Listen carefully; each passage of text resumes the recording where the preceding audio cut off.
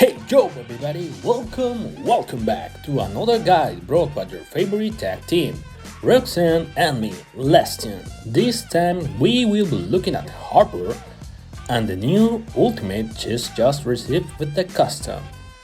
As an overall view, she is a ranged peacekeeper mercenary with low attack, medium health, and high utility. A nightmare unit at low levels who becomes more dangerous the longer she is in play. Ability 1. Attacking enemy commander gains 1 multi-attack once per turn. This one just gives Harper 1 extra attack if she hits the enemy commander. As stated, it can only happen once, so if your Harper has multi-attack from herself or others, she will still only gain 1 extra attack. This makes Harper more dangerous the longer she is in play. Her base damage is low, but when she racks up multi-attacks, she can really do some damage.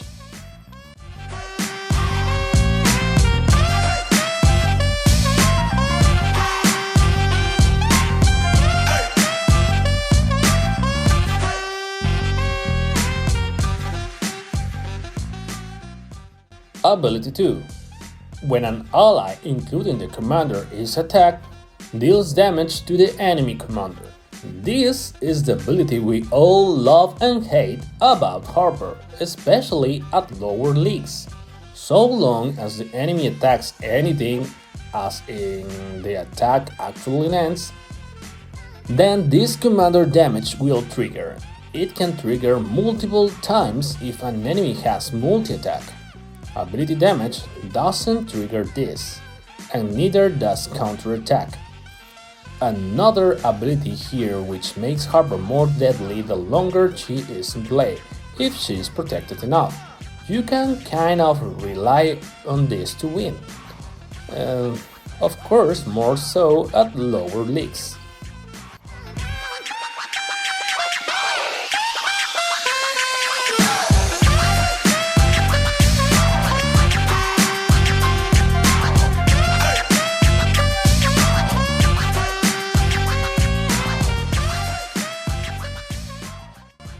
Ability 3 is a passive, Accuracy.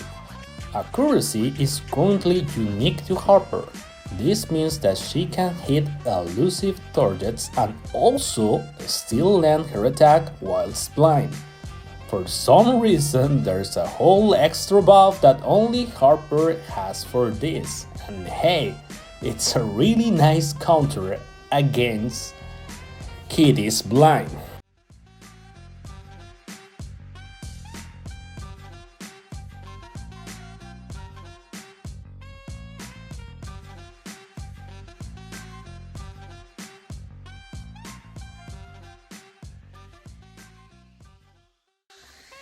Ability 4. Another passive. She has Elusive. This means Harper can be hit by ranged basic attacks. This means you'll need melee units or ability damage to take her out. Ultimate ability. Melee ally appears, grants them Elusive for 1 turn. This is the new ability that comes with Harper custom, and it's actually great. Previous to this, Harper had like zero synergy with anything and could just be dropped into any squad, but this ultimate actually gives a lot of cool options that I will explain later.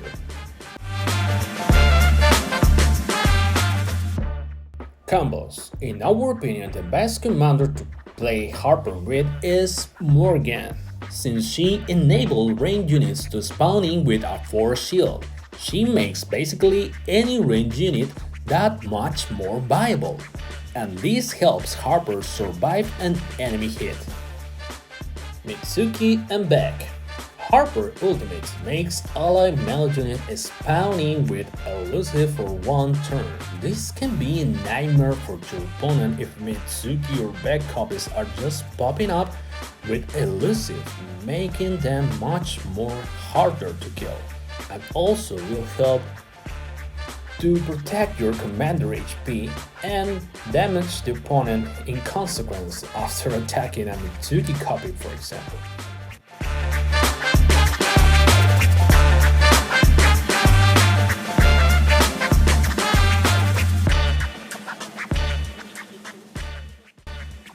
Tora. Placing her in front of your Harper will give your opponent a very hard time. Cause while Tora protects your Harper almost perfectly, Tora will heal your commander while the opponent hurts themselves with every of their attacks, cause of Harper's ability.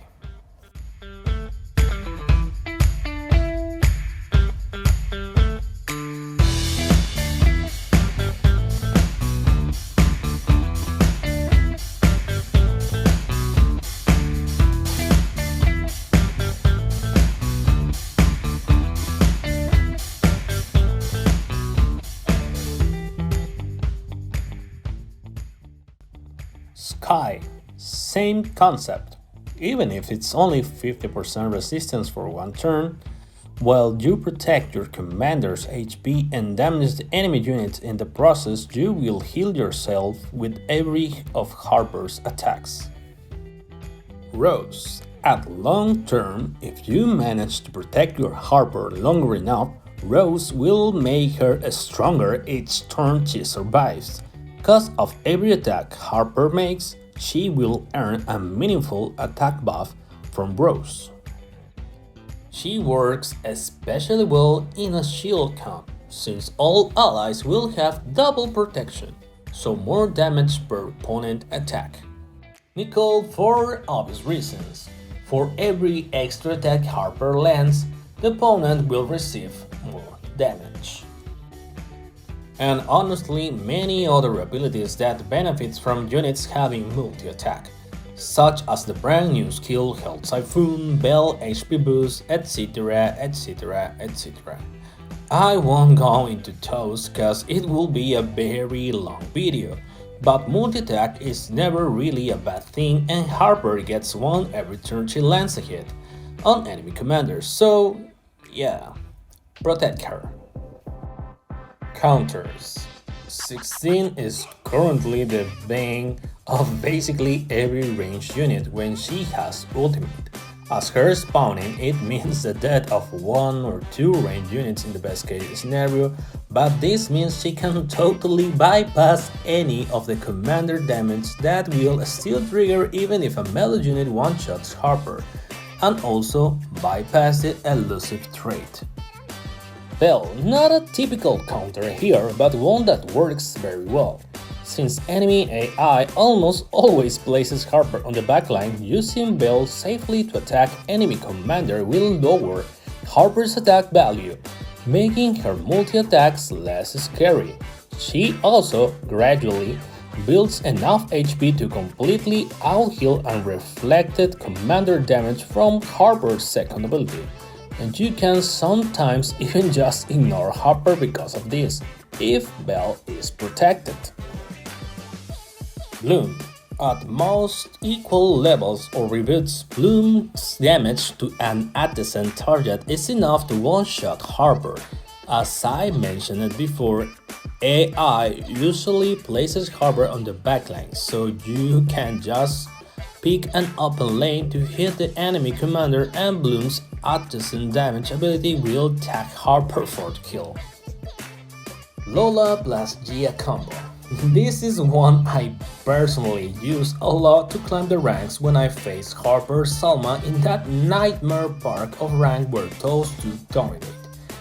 Even with the nerf to Lola, this still works exactly the same.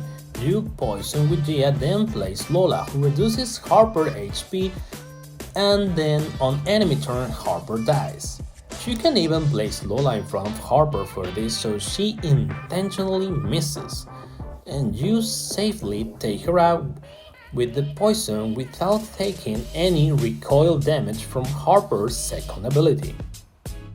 And basically any melee unit with high damage will one-shot Harper, and there are a lot of them now.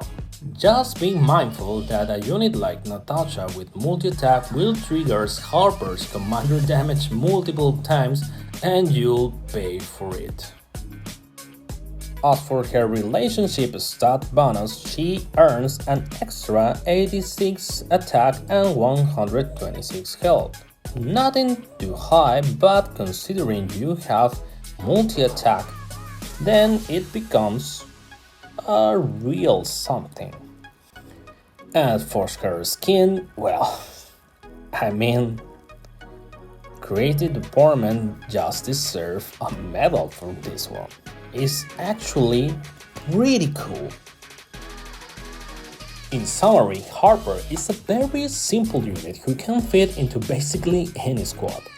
She's what we like to call a stalemate breaker because of her commander damage. Much like other commander damage units such as Corbin, Bea, Amy, and Ivy for example, Harper provides a way to win on those games that are locked down with all lanes filled and no one can get through. Harper is a nightmare when left unchecked, much in the same way that Regina is, as her attack builds up when she makes it through, and her commander damage, while low compared to the likes of Nicole, Corbin or Bea, can't really be ignored for too long. Elusive makes her more survivable than many other ranged units, and paired with Morgan she could actually last a good few turns.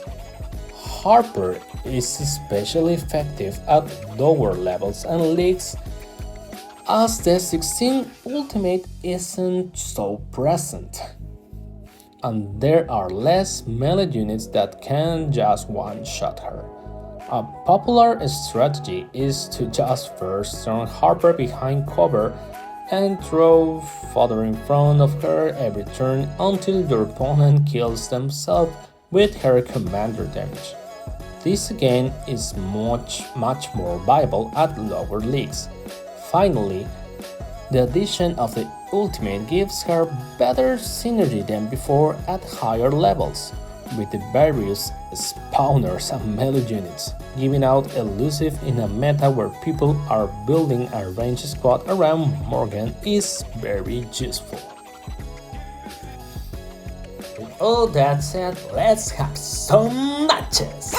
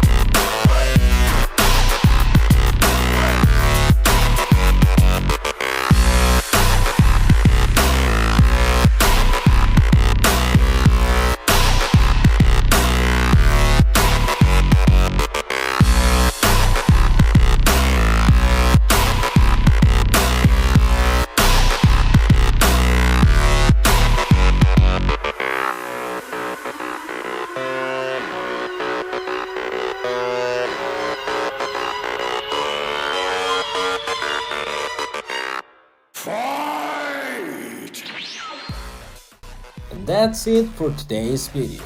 See you next time. Bye!